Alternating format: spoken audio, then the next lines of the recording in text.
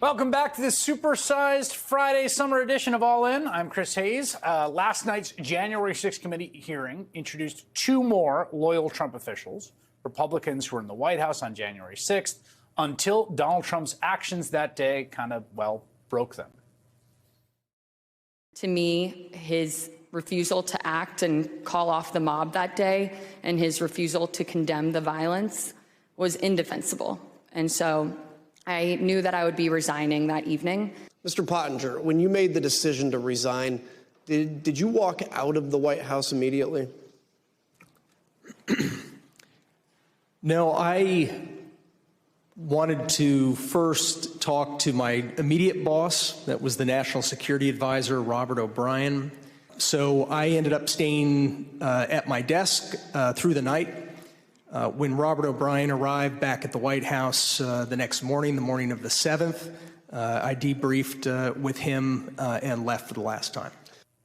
Throughout the hearings, the committee has consistently shown Trump's negative impact on his most loyal followers, how they, believed in him, believed they were doing something good for the country by working for him, and then, well, they were disappointed.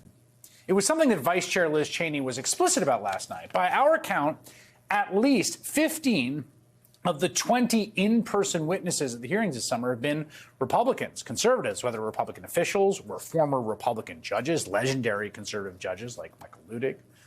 This is all intentional because, among other things, these hearings are a genuine attempt at persuasion, right, at reaching conservatives and Republicans and anyone who needs convincing that Donald Trump is a threat and a menace and an existential danger to American democracy. And that can be true even if you're a Republican, even if you want to see capital gains taxes cut or you're opposed to abortion. And so it makes sense to use the voices of the people closest to the ex-president to show that. But I gotta say, it also creates a really weird vibe. Because it really feels like all these people, they're sitting before the microphone, dutiful and earnest as they are, should know better than to be continually surprised and flabbergasted and disappointed and disbelief about just how destructive and blatant a liar Donald Trump is. Listen to how a few of them reacted after Donald Trump tweeted that Mike Pence was a coward as an armed mob was storming the Capitol where Pence was hiding inside. I think that in that moment, for him to tweet out the message about Mike Pence, it was him pouring gasoline on the fire and making it much worse. I don't remember when exactly I heard about that tweet, but my reaction to it is that's a terrible tweet, and I disagreed with the sentiment, and I thought it was wrong. What was your reaction when you saw that tweet? Extremely unhelpful. That's one way to put it, Judd Deere. Yeah, extremely unhelpful. Painting a target on the back of the Vice President of the United States as his security detail hustles him away from a ferocious mob out for blood chanting, "Hang Mike Pence." Unhelpful. Not surprising. And again, of course, I completely understand why the committee is leaning on these Trump Republicans to tell the story. But it is still very jarring to watch when all of the character flaws they are identifying were shockingly obvious from forever, honestly, for decades, but clearly from the day Donald Trump came down from that escalator and said Mexico was sending rapists. He lived his entire life in public, much of it on national TV. He ran an entire presidential campaign, where he attacked veterans, women, Muslims. He wanted to ban all Muslims from the United States of America.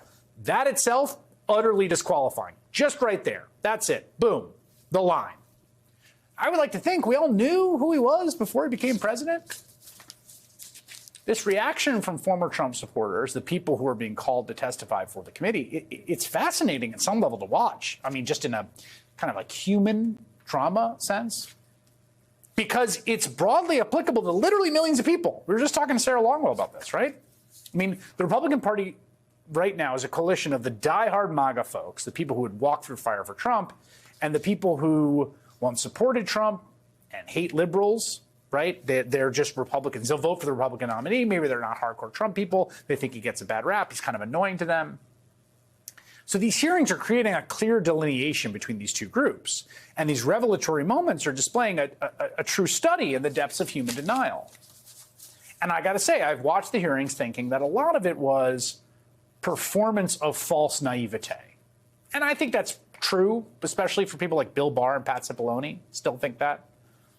But there was this one moment last night that really struck me. It was a text conversation on January 9th between Trump campaign officials Tim Murtaugh and Matthew Wolking about Trump's refusal to say anything at all about Brian Sicknick. That would be the Capitol police officer who died the day after the attack. Murtaugh said, also not to have acknowledged the death of the Capitol police officer. Wolking responded, that's enraging to me. Everything he said about supporting law enforcement was a lie. To which Murtaugh replied, you know what this is, of course? If he acknowledged the dead cop, he'd be implicitly faulting the mob. And he won't do that because they're his people. And he would also be close to acknowledging that what he lit at the rally got out of control.